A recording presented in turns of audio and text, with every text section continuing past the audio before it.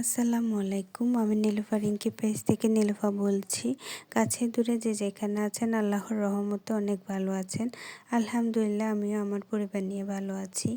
প্রতিদিনের মতো আজকেও নতুন একটি ব্লগ নিয়ে হাজির হয়েছি। আশা করি ভিডিওর পুরোটা সময় জুড়ে থাকবেন। যারা এখনও পর্যন্ত ধৈর্যের সাথে আমার ভিডিও দেখছেন সকলকে অসংখ্য ধন্যবাদ। আমার ভিডিও যদি আপনাদের একটু ভালো লেগে থাকে প্লিজ একটা লাইক দিয়ে যাবেন।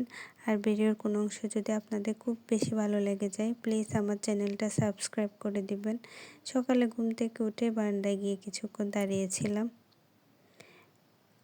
বাইরে সবুজ দেখে মনটাও ভালো হয়ে গিয়েছে। তো এরপর রান্নাঘরে চলে আসলাম। মেয়ে নাকি পরোটা খাবে, তো এদিকে ফ্রিজে বানিয়ে রাখা পরোটাও শেষ হয়ে গিয়েছে। তো আমি অল্প করে খামির ধরে নিলাম পরোটার জন্য। সকালবেলা বেশি পরোটা বানানোর সুযোগ হয় না, কারণ সকাল টাইমে সংসারে এত কাজ থাকে, কোন দিকে দুপুর হয়ে যায় বোঝা যায় না। আমি পরোটা বানিয়ে নিয়েছি। এরপরে এক চুলায় আমি ছায়ের পানি বসিয়ে দিলাম, অন্য চুলায় তাওয়া বসিয়ে এক এক করে পরোটা ভেজে নিচ্ছিলাম। পরোটা চা হয়ে গেলে আমরা সকালের নাস্তাটা করে নিলাম। এরপর নাস্তা করার পরে আমি ঘরটাও অফ ক্যামেরায় গুছিয়ে নিয়েছি। আসলে অন ক্যামেরায় গুছাতে গেলে অনেক সময় লেগে যায়, যার এদিকে আমার আজকে সময়টাও কম, যার কারণে আমি তাড়াহুড়া করছিলাম। আগামীকাল থেকে ছেলের বার্ষিক পরীক্ষা শুরু হচ্ছে, ওকে একটু সময় দিতে হবে, তাই রান্নাটাও তেমন করব না। তো এদিকে রান্না করার আগে সিঙ্কের কাপ প্লেট ডেকচি যা জমা হয়েছিল ওগুলো ধুয়ে নিচ্ছিলাম। এগুলো ধোয়া হয়ে যাওয়ার পরে মানি প্ল্যান্টটা একটু ধুয়ে নিচ্ছিলাম,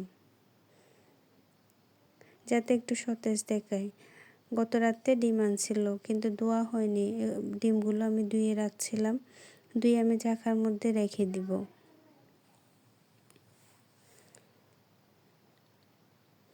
এরপরে আমি অল্প ডাল বসিয়ে দেব চুলায়।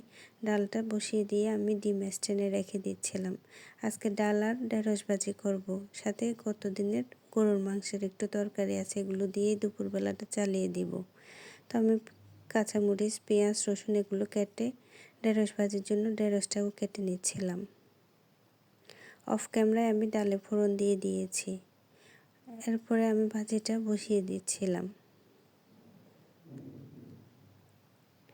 ভাজি হয়ে যাওয়ার পরে আমি মেশিনে কাপড়গুলো দিয়ে দিব। আসলে আমি প্রতিদিন কাপড় দিই না, 2 দিন পর পরে দিই, যাতে একটু বেশি হলে দিতে পারি। এরপরে ছেলে স্কুলের ইউনিফর্মটা আয়রন করে নিচ্ছিলাম। এসব করতে করতে জোহরের আজান দিয়ে দিয়েছে। আমি ছেলে মেয়েকে গোসল করিয়ে নিজেও গোসল করে নিয়েছি। মেয়ে আর বাবা নাকি দাওয়াতে যাবে, তো ওরা বের হয়ে গেলে আমি জোহরের নামাজটা পড়ে ছেলেকে পড়তে বসিয়ে দিয়েছি। এরপরে শুকনা কাপড়গুলো বারান্দায় শুকাতে দিয়ে দিচ্ছিলাম। আজকে এ পর্যন্ত। সবাই ভালো থাকবেন, আমাদের জন্য দোয়া করবেন। আল্লাহ হাফেজ।